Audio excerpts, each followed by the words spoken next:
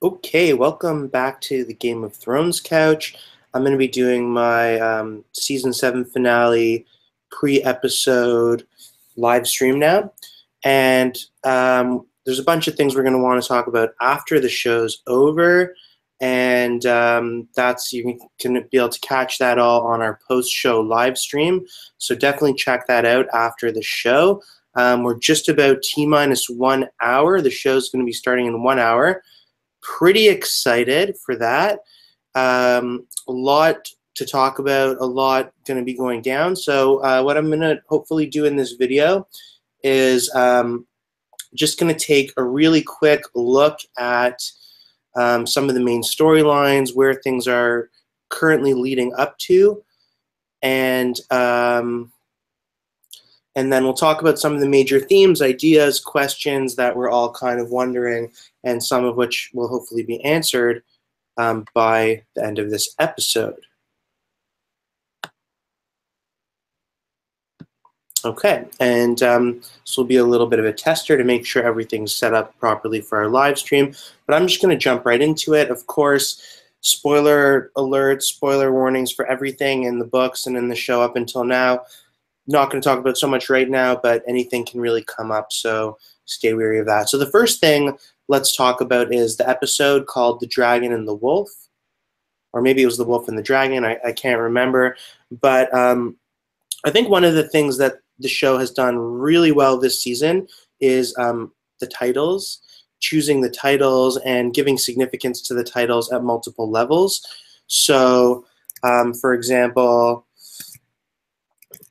let me just get down here. Of course, if you have any questions or anything, feel free to leave that in the live stream. I'll try to get to that as soon as I can.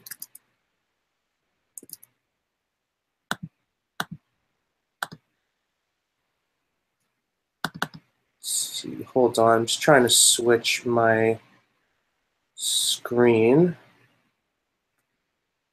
Wanted a different screen to be showing here, and it's not. So let's just get that going. Screen share.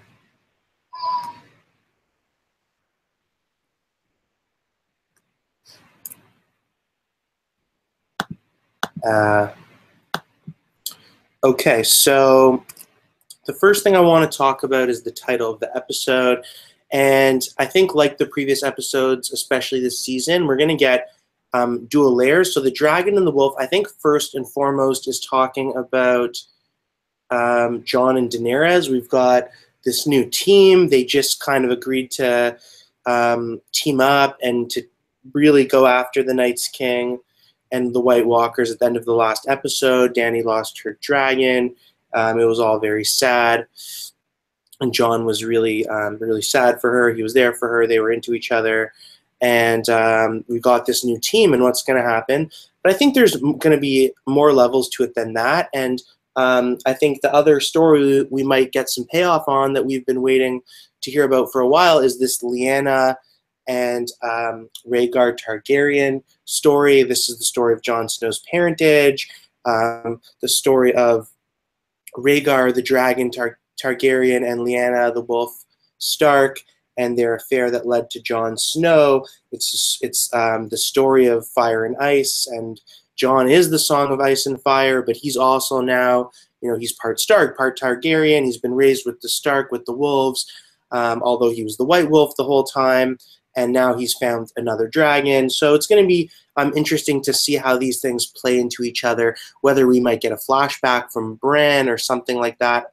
To get more about this story, we saw in the last episode, actually, that one thing was, or 2 episodes ago, in episode 5, that Gilly read over some passage about Rhaegar Targaryen getting an annulment for his marriage, and it would make sense that they might find more information about that at some point. They're going to keep reading that book or use that in some way, because we're not really sure how Jon is going to get legitimized. As of now, it's only Bran who knows about his parentage through visions, unless Howland Reed comes out of somewhere. So maybe now in this episode 7, when everyone's getting together in the Dragon Pit in King's Landing, we might see might be a good time for this reveal for everyone to see that. And it would really shake things up, because not only would it give Jon a better claim to the throne than anyone in King's Landing, but it would even give him a better claim over Daenerys, who is not the rightful heir before her brother Rhaegar's children. So that'll be really interesting to see. And also, of course, who can forget the way the last episode ended? There's a lot of things I didn't like about the episode, but the ending was definitely extremely shocking and exciting. And basically, we've got this undead dragon. Is it a white, like the other whites that have been raised from the dead, or is it a true White Walker that's been raised, that's been turned kind of the way that Craster's children are turned? We're not really sure at this point. All we know is that we got this undead dragon. It's going to be super badass. The Night's King is probably going to ride on this thing, and Dany's army just went from having 3 dragons that are pretty much weapons of mass destruction to only 2 dragons, and now 1 dragon against them. So big change in the betting lines on that one, and it'll be interesting to see what happens with this.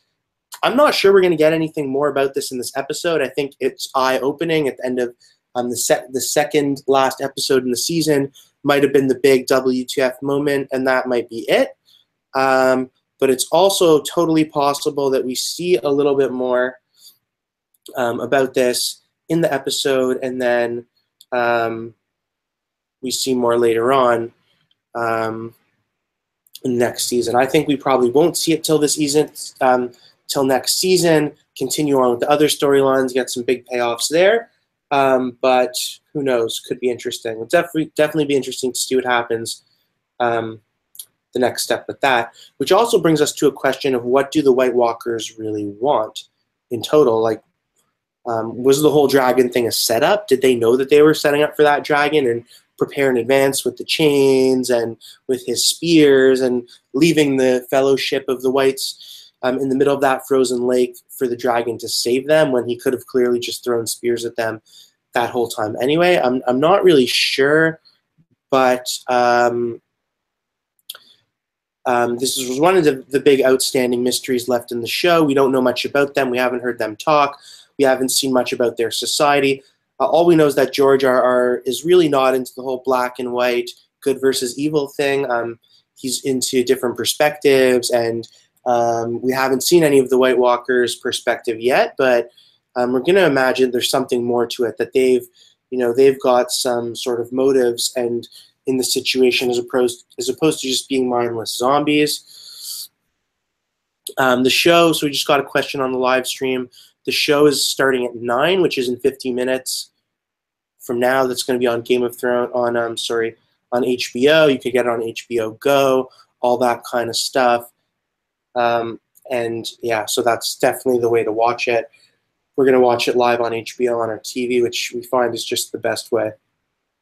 So some of the other storylines related to the Night's King. Are we going to find more about this whole Azor Ahai prophecy, the prince that was promised? A lot of people are thinking that Jon Snow is this prince that was promised. He is the Song of Ice and Fire, Fire and Ice. But Dany also matches up really well with a lot of the prophetic lines, both born in a storm, and they both really fit the bill. So, of course, there's also the possibility that these prophecies are really nothing more than just ancient ideas that only come true in as much as that people fulfill them.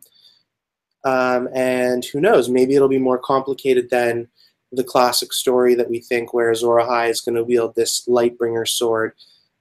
Maybe, it's Dany with the dragons, and those can be seen as a figurative sword. They shoot out these rays of fire that are sharp and that kill the White Walkers.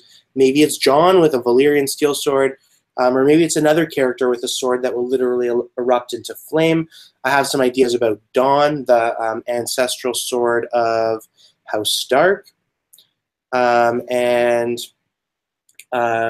Yeah, it'll be interesting to see if we get more about that here in this storyline, but we'll talk about that more in the post-show. Of course, one of the big things we're wondering, huge mysteries, what are Bran's powers? What are the extent? How strong is he? What's he going to be able to do? You know, in terms of the greater picture of him and the Night's King, there's clearly some battle going on. The Night King seems to know who he is. He had it out for the previous Three-Eyed Raven and was pretty satisfied in cutting him down. And he, of course, marked Bran. So there's a lot going on with that. I'm not sure we'll find out much more in this episode, but it does play in, you know, in terms of Bran was not in the last episode at all. So in terms of the story with Arya and Sansa and that whole thing with Littlefinger, you know, Bran kind of can see everything. So he should be 3 steps ahead of all of them. So is he going to play into that? Bran is also the only one who knows about Jon's parentage as of now. So is he going to reveal that in some way in this episode? What else is he going to do? And how is his ability to go back in time and affect people like what we saw with Hodor? How's that going to play into things? There are all sorts of wild theories. And as time goes on, it seems like Bran is more and more critical. He's like a central point of the story with his powers and everything going on. I don't know. Maybe his story's done for the season. Maybe he'll have some big WTF moment in this episode where he shows that he's really been pulling some of those bigger strings. You know, he dropped that line to Littlefinger about the chaos as a ladder, so he knows what's going on with Littlefinger, but yet he's kind of seemed like he's been sitting here not doing much. He took the dagger from Littlefinger, gave it to Arya, no big deal. Is he even really Bran Stark anymore? You know, there were some theories, especially in terms of the book stuff, that Bran, you know, he didn't just gain access to the Weirwood net and become a part of it, but he was really actually kidnapped by it and corrupted by it, and it's now part of that hive-minded green seer net of the Three-Eyed Raven that is really controlling him as opposed to him gaining access to that. So that's another part of the story we hope to get to. And then, of course, is the big question of what is the deal with the Lannisters? They have some unpaid debts. Cersei has gone totally mad. She's nuts. The stuff that she pulled, one with the Mountain a couple seasons ago with that Septa who was kind of torturing her when she was stuck under the stuck in that the Great Sept of Baelor, and she was a prisoner, and then she got out and she got access to that woman that was, you know, basically torturing her the whole time and telling her, you know, to confess. She basically just left her in a room with the Mountain and was like, "Have fun, Mountain."